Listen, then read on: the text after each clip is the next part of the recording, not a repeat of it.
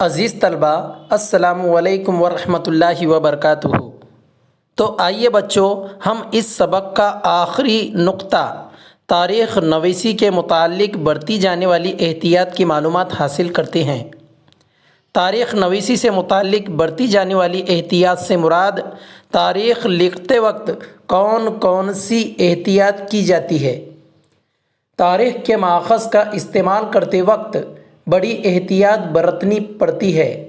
کوئی تحریر ثبوت محض پرانا ہونے کی وجہ سے قابل بھروسہ ہو یہ ضروری نہیں ہے۔ یہ کس نے لکھا، کیوں لکھا، کب لکھا، اس کی چھان بین کرنا پڑتی ہے۔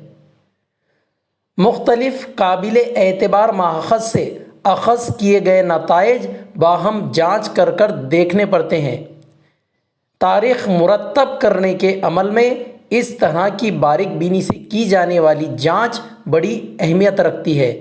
تو پیارے بچوں، یہ تھا ہمارا جماعت ششم مضمون تاریخ کا دوسرا سبق، تاریخ کے ماخذ، جس کی معلومات ہم لوگوں نے حاصل کیے۔